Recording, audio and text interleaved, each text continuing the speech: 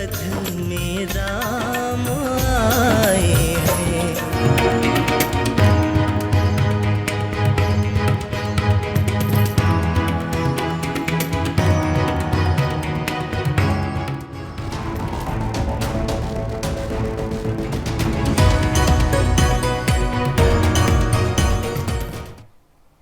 जा पर कृपा राम की होई, ता पर कृपा करई सब। जी हाँ, ये प्रभु श्री राम की ही कृपा है कि आज करोड़ों राम भक्तों का जो सपना है वो साकार होता हुआ, आकार लेता हुआ नजर आने लगा है। अयोध्या में एक बार फिर से उमंग है, उत्साह है। उत्साह के साथ साथ वो उत्कृष्टता है, अद्वितीय अलौकिक क्षण है।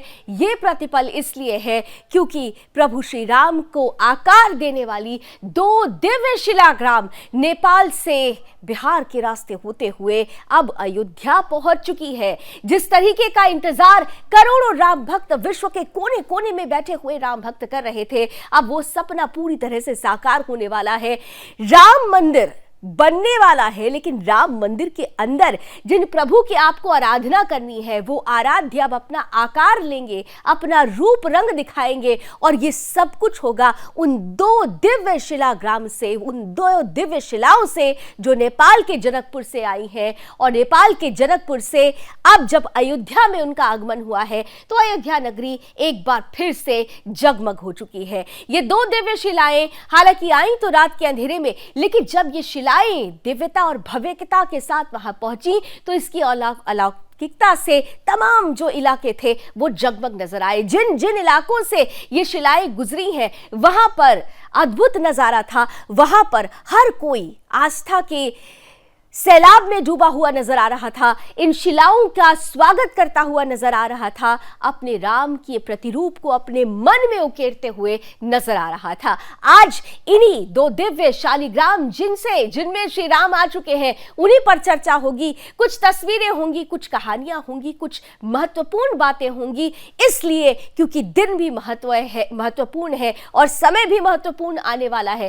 कितना विशेष रहा ये यात्रा का पड़ाव और कितनी विशेष रही ये यात्रा, आइए एक छोटी सी रिपोर्ट में समेटने की कोशिश करते हैं और फिर इन दो दिव्य शिलाओं की जो महत्ता है, क्यों ये महत्वपूर्ण है, क्यों इन्हीं से ही प्रभु श्री राम की दिव्यता और भव्यता को उकेरने वाली प्रतिमाएं हमारे सामने रखी जा रही हैं, इन सब पर खुलकर चर्चा करेंगे। लेकिन आइए सबसे पहले इस रिपोर्ट पर एक नजर। अवध में राम आए हैं।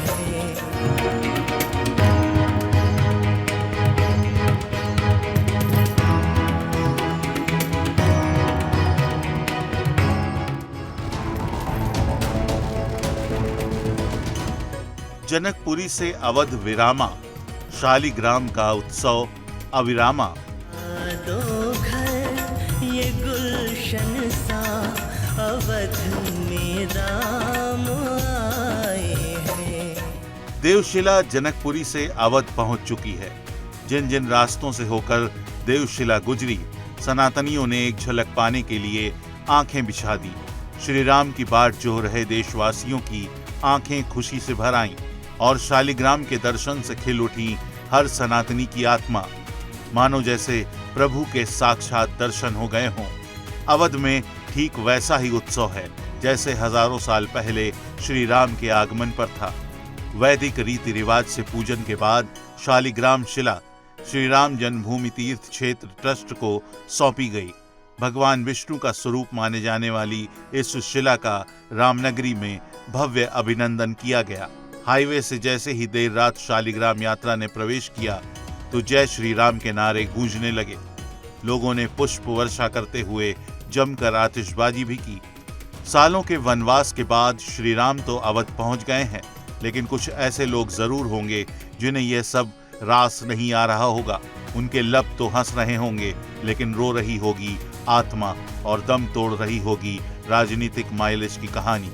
श्री राम का आगमन तमाचा है उन राजनीतिक दलों पर जो ये कहकर बीजेपी को ताना देते कि राम लला हम आएंगे, मंदिर वही बनाएंगे, लेकिन तारीख नहीं बताएंगे। भीतर खाने उन राजनीतिक दलों की सांसें इस पर फूल रही होंगी, सोचकर कि अब 2024 में क्या, किस मुंह से सनातनियों के पास जाकर वोट मांगेंगे।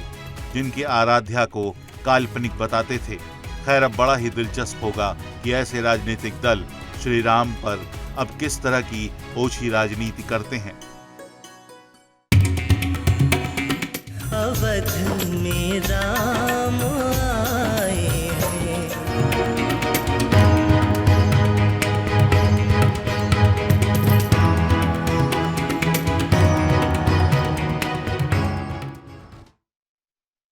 राजनीति से ऊपर आस्था रही और ये आस्था का ही, ये विश्वास का ही परिणाम है कि आज एक बार फिर से अयोध्या जगमग हो रही है। अयोध्या उमंगित है, उत्साहित है, उल्लासित है, क्योंकि अयोध्या में प्रभु श्री राम को आकार देने वाले 2 दिव्य और भव्य शिला पहुंच चुकी है। और ये देखिए, ये अयोध्या की वो तस्वीरें हैं जहां पर आज बहुत ही भव्यतम तरीके से पूजा अर्चना की गई। और इस पूजा अर्चना के साथ ही यहां पर आपको बता दें कि नेपाल के जनकपुर से इन 2 दिव्य शिलाओं को लाया गया है। जनकपुर के राम जानकी मंदिर के महंत और पूर्व नेपाल सरकार के पूर्व गृह मंत्री भी, और साथ ही साथ नेपाल से लगभग 200 भक्तों का पूरा काफिला यहां पर आया हुआ था। और पूरे विधि विधान के साथ करीब 100 धर्म गुरुओं की उपस्थिति में मंत्रोच्चार के साथ इन 2 दिव्य शिलाओं का स्वागत किया गया है। बड़ी गंडक नदी नेपाल में ये बड़े विशेष मानी जाती है और वहां से ही शालिग्राम पत्थरों को यहाँ पर लाया गया है। और शालिग्राम की विशेषता होती है कि प्राण प्रतिष्ठा नहीं की जाती है, वो तो खुद प्राण है, खुद भगवान विष्णु का ही रूप है शालिग्राम। और इन्हीं शालिग्राम से प्रभु श्री राम, माता जानकी की वो प्रतिमाएं हमारे बीच होंगी जिनका सपना आज दशकों से करोड़ों राम भक्तों ने अपने मन में पाल रखा है।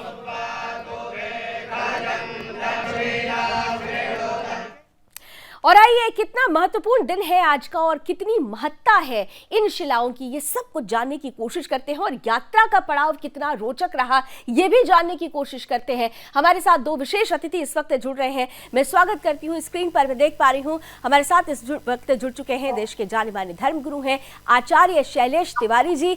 बहुत बहुत स्वागत। हमारे साथ इस वक्त मैं देख पा रही हूँ नेपाल से हमारे साथ विशेष अतिथि जुड़ रहे हैं, जर्नलिस्ट हैं नेपाल के।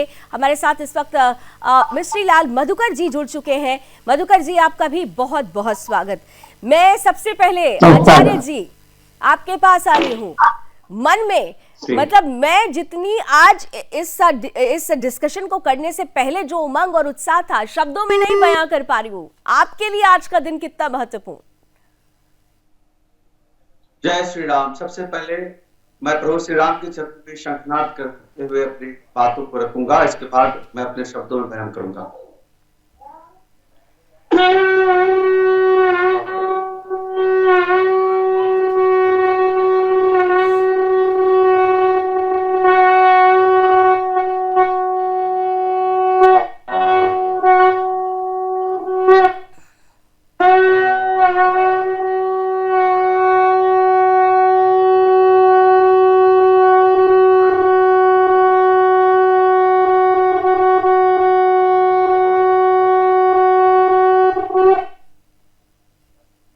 शंकर चक्रम सकृष्ट कुंडलम सपित वस्तु सरस रचनम सहार वस्तु असल को सर्वस्वम नमामि विष्णु शिक्षा चतुर्भुजम। भगवान विष्णु जी के चरणों में बारंबार प्रणाम है।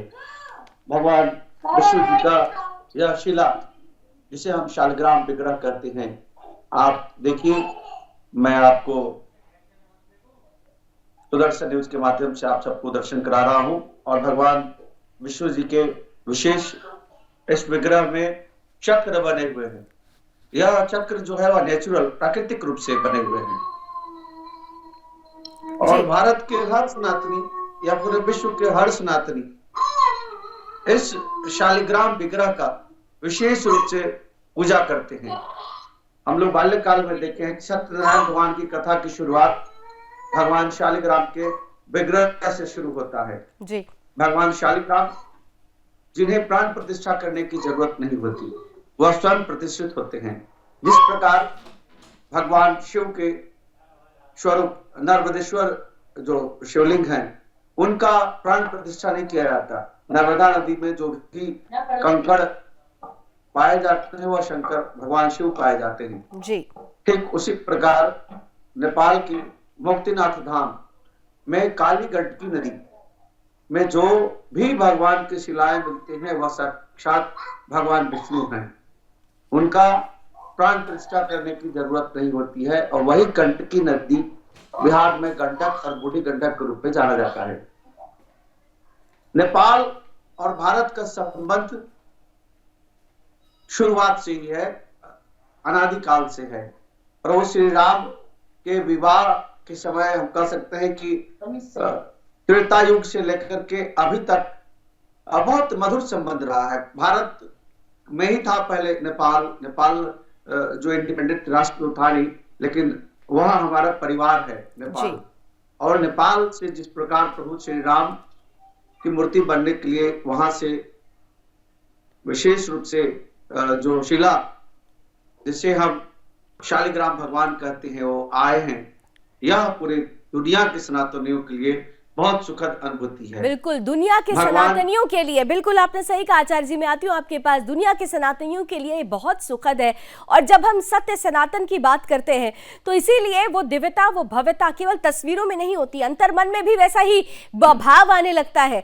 तो क्योंकि हमारे साथ मधुकर जी भी हैं और मधुकर जी नेपाल के जर्नलिस्ट हैं और खास तौर से उस काफिले के साथ भारत आए हुए हैं, अयोध्या आए हुए हैं, वो शालिग्राम पत्थरों को लेकर, शिलाओं को लेकर यहाँ पर आए हुए हैं। उनका अनुभव जरा जानने की कोशिश करते हैं। मधुकर जी, जहां तक जिस तरीके की परिस्थिति पहले पूरे विश्व ने देखी, राम मंदिर के बनने को लेकर पहले कितनी राजनीति होती रही, कितनी परिस्थितियां बनी, उन सब को पार कर लिया राम भक्तों ने, सनातनियों ने, क्योंकि सत्य सनातन होता है। और जैसे मैंने कहा कि अगर सत्य है तो फिर प्रभु श्री राम का आशीर्वाद भी, और उनका ही आशीर्वाद है कि आज राम मंदिर की संकल्पना पूरी साकार हो रही है। मेरा प्रश्न आपसे यह है कि आप क्योंकि नेपाल से आ रहे हैं, जनकपुर से आ रहे हैं, जनकपुर से अयोध्या तक का सफर कितना रोमांचित रहा, कितना भक्तिमय रहा, रास्ते में क्या क्या आप लोगों ने देखा और क्या क्या अनुभव आपका रहा? मधुकर जी। धन्यवाद। 30 तारीख को जनकपुर धाम से अयोध्या के लिए 2 शिलाएं, शालिग्राम की 2 शिलाएं वहां से चली। 14 किलोमीटर भारत का बॉर्डर जटिए है, वहां तक आने में 4 घंटे से अधिक समय लगा। जगह जगह लोग, महिलाएं, पुरुष कतारबद्ध खड़े थे, गाड़ी को आगे बढ़ने नहीं, रथ को आगे बढ़ने नहीं दे रहा था। जगह जगह पूजा पाठ की गई, महिलाएं छत से पुष्प वृष्टि की, जगह जगह राम नाम की धुन शुरू किया गया था, भजन कीर्तन था, श्री राम का आयोजन किया गया था। जटी बॉर्डर पर विश्व हिंदू परिषद के या राष्ट्रीय स्वयंसेवक के कार्यकर्ताओं ने, भारतीय जनता पार्टी के नेताओं, वहां के स्थानीय मधुबनी के विधायक, विश्वी के विधायक हरिभूषण ठाकुर बचौल जी स्वयं वहां थे, दरभंगा तक आए और यहाँ उनको पड़ाव था मुजफ्फरपुर कांटी।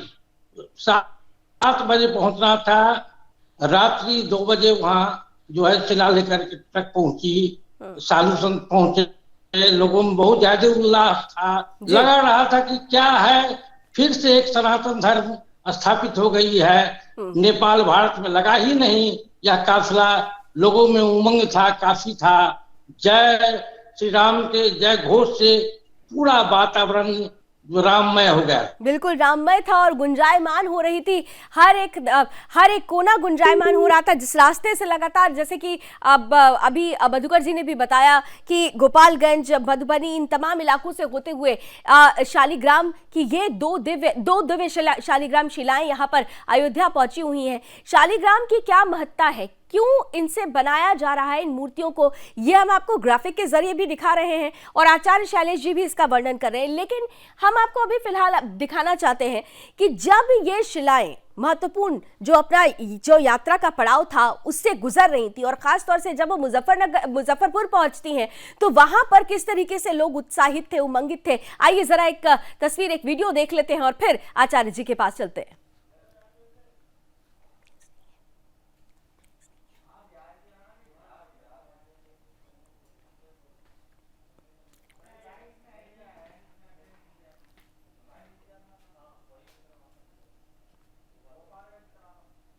तो आप देखिए ये तस्वीरें आप मुजफ्फरपुर की देख रहे हैं और अब गोपालगंज की तस्वीरें आपके सामने देखिए। गोपालगंज में आस्था का एक पूरा जन सैलाब उमड़ पड़ा था। सड़क पर आप देखें तो हजारों की संख्या में राम भक्त नजर आ रहे थे और यहाँ पर जय श्री राम और भगवा ध्वज से सनातन का परचम लहरा रहा था। राम भक्तों की खुशी उनके भावों को देखकर ही समझ में आ रही थी। जरा इन तस्वीरों को, इस एहसास को समझने की कोशिश करिए इन तस्वीरों के माध्यम से।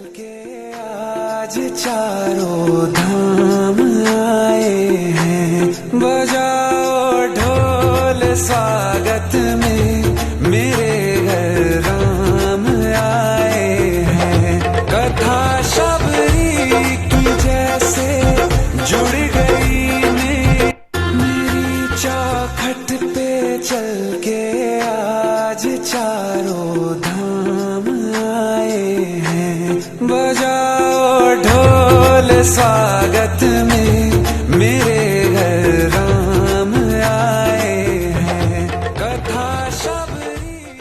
देखिए ये आस्था का जन सैलाब, जगह जगह ऐसी ही तस्वीरें नजर आ रही थी। अगर यात्रा के पड़ाव को देखें तो हर जगह हजारों की संख्या में राम भक्त नजर आ रहे थे। सबसे महत्वपूर्ण था क्योंकि हमारे साथ आचार्य जी भी है, मधुकर जी भी है। आचार्य जी मैं आपके पास आ रही हूँ, लेकिन उससे पहले मधुकर जी, क्योंकि ये जो 2 शिलाएं, दिव्य शिलाएं हैं, इन शिलाओं का जो भार ही है वो 127 क्विंटल है। मतलब जनकपुर से अयोध्या तक 127 क्विंटल के ये 2 भव्य भी और भारी भी ये 2 शिलाओं को लाना कितनी बड़ी चुनौती रही। मैं चाहूंगी कि इसका जिक्र आप, क्योंकि आपने इस पूरे प्रकरण को आपने कवर भी किया है, इसलिए मैं चाहती हूँ कितनी चुनौतियां वहां से यहाँ तक आपको लाने में देख पाया। जी, काफी बड़ी चुनौतियां थी, क्योंकि नेपाल भारत प्रवेश करने से पहले एक पुल है, जो पुल बहुत ही जर्जर अवस्था में है। अभी लोगों में ऐसी धारणा थी कि 6 या 8 टन से अधिक वह भार की क्षमता वो पुल सहन नहीं कर सकती थी, लेकिन प्रभु राम की कृपा से वो दोनों शिलाएं, एक शिला 26 टन और दूसरा 14 टन का है, दोनों ट्रक जब पास कर गई, गुजर गई, काफिला गुजर गई, लोगों में काफी उत्साह का वातावरण था कि यह जो है तो प्रभु राम के कारण से ही हुआ। और यहाँ से ट्रक को आगे नहीं, जो काफिला है रास्ते में कहीं भी निर्धारित समय पर नहीं पहुंच सकी। मुजफ्फरपुर पहुंचने में मात्र 88 किलोमीटर दूरी तय करने में जनकपुर से 14 घंटा लगा। इसी से समझिए कि लोगों में कितना उत्साह था। बिल्कुल, इसी से समझा जा सकता है कि कितना उत्साह था। बिल्कुल आचार्य जी, देखिए इसी से समझा जा सकता है कि निर्धारित समय पर इसलिए नहीं पहुंच पा रही थी क्योंकि जगह जगह तो हजारों की संख्या में राम भक्त मौजूद थे। अपने प्रभु को जिन शिलाग्राम शिलाओं के माध्यम से वो आकार में, रूप में देखने वाले हैं, उनके दर्शन कर लेना अपने आप में ही अब कहते हैं कि मोक्ष की प्राप्ति हो गई हो, जैसे ऐसा अनुभव कर रहे थे वो। यहाँ पर जैसा कि अभी मधुकर जी ने बताया भी कि बड़ा मुश्किल था कि 6 किलोग्राम भार को भी अगर उस पुल से, जो पुराने पुल का जिक्र वो कर रहे थे, वहां से गुजरना बड़ा भारी माना जाता है। लेकिन ये तो भारी भरकम क्विंटल्स के 2 शालिग्राम अगर वहां से गुजरते हैं तो जैसा कि मैंने ओपनिंग में भी कहा था कि जा पर कृपा राम की हुई ता पर कृपा करें सब कोई। ये प्रभु श्री राम की ही कृपा और उनकी महिमा है कि देखिए सब कुछ आसानी से होता चला गया। आचार्य जी, शालिग्राम शिलाओं की महत्ता पर मैं आपसे चाहूंगी कुछ शब्द। लावड़ी जी, शालिग्राम शिला साक्षात भगवान विष्णु की है और इनकी प्राण प्रतिष्ठा नहीं की जाती। कहा जाता है कि कलयुग में जो भी शालिग्राम भगवान की पूजन करते हैं उनके ऊपर साक्षात भगवान विष्णु जी का और महालक्ष्मी माता की कृपा की प्राप्ति होती है। हर घर में शालिग्राम पाए जाते हैं और ऐसी मान्यता है कि मैं चाहूंगी कि एक बार फिर से वो आपने उन्हीं पवित्र शालिग्राम को अभी आपने दर्शन कराया था हमारे दर्शकों को। एक बार फिर से जरा उन्हें दिखाते हुए अगर इसका महत्व बताएं तो ज्यादा अच्छे से समझ पाएंगे हमारे दर्शक। फुल स्क्रीन पर लीजिए जी। देखिए, शालिग्राम में तिरुपति बालाजी बने हुए हैं, है ना?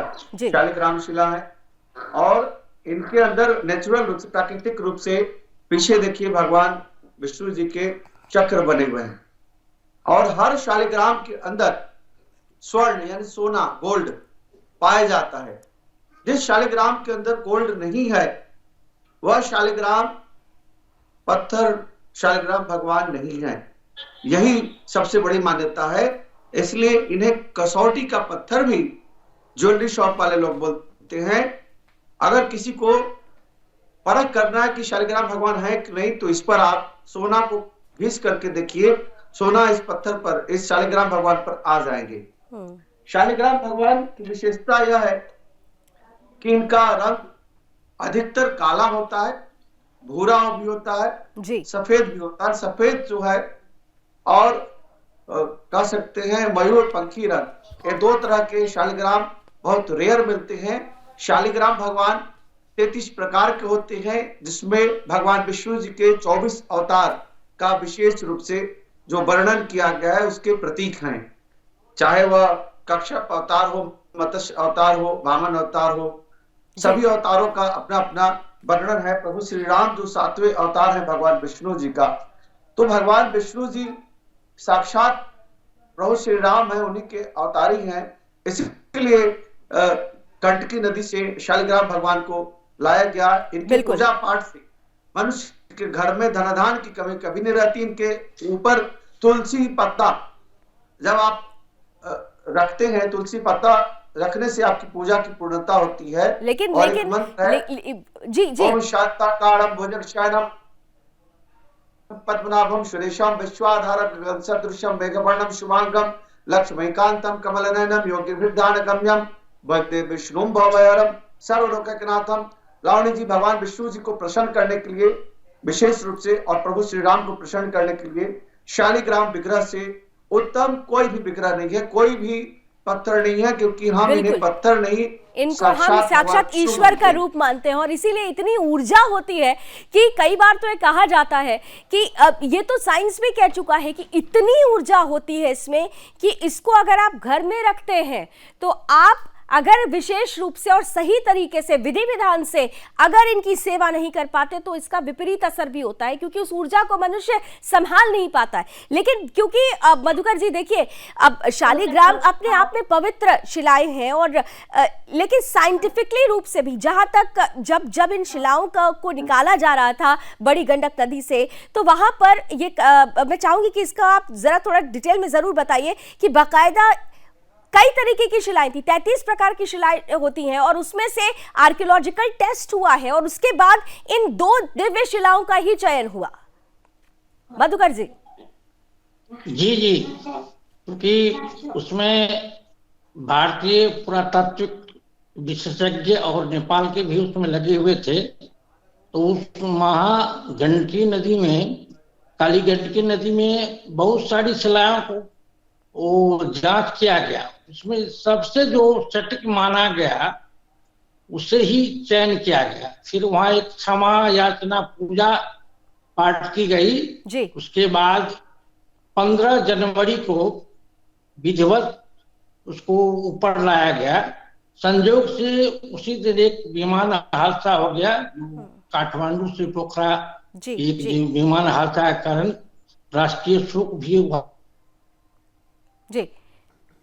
लेकिन उसके बाद ये सफर शुरू हुआ और ये सफर अब अयोध्या तक पहुंच चुका है। आवाज कटिए, एक आखिरी सवाल आचार्य जी के पास जल्दी से। देखिए, जैसा कि मधुकर जी ने जिक्र किया, क्षमा याचना बड़ी गंडक नदी में भी नदी से, क्योंकि वो शालिग्राम निकाले जा रहे थे और हमारे यहाँ देखिए हर एक कड़ी का, हर एक पद्धति का, हर एक जो श्रृंखला होती है उसका महत्व होता है। ये क्षमा याचना कितनी महत्वपूर्ण है और ये क्यों की जाती है, क्यों की गई वहां पर, इसका जिक्र जल्दी से जरा आचार्य जी कर दीजिए।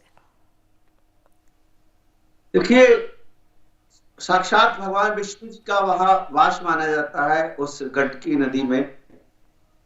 इसलिए क्षमा याचना इसलिए किया जाता है कि उस स्थान से लेकर के और जो गंतव्य स्थान है प्रभु श्री राम का जो दरबार है अयोध्या नगरी, वहां तक जाने में अगर कोई भूल चूक किसी के साथ हो तो उसके लिए क्षमा याचना किया जाता है। और साथ ही साथ जब हम शालिग्राम विग्रह को लेकर के वहां से आते हैं या कहीं से मंगाते हैं जी, तो हर लाने वाला व्यक्ति क्षमा याचना मांग कर ही करता है, क्योंकि उसमें साक्षात भगवान विष्णु वास करते हैं। जी, प्रतिष्ठित यानी है कोई इसमें। भूल चूक त्रुटि हो रही हो तो इसके लिए प्रभु से क्षमा मांगी जाती है, माफी मांगी जाती है, और फिर प्रभु का ही ये आशीर्वाद है कि इतनी दूर से अयोध्या तक का सफर करके वो दो दिव्य शिलाएं हमारे बीच आ चुकी हैं। और अब केवल 2024 की मकर संक्रांति का इंतजार है, जब हम प्रभु के उस बाल स्वरूप को आकार रूप रंग के साथ देख पाएंगे, जिसकी कल्पना इस देश के हर एक बच्चे ने, हर एक सनातनी हिंदू ने, बच्चे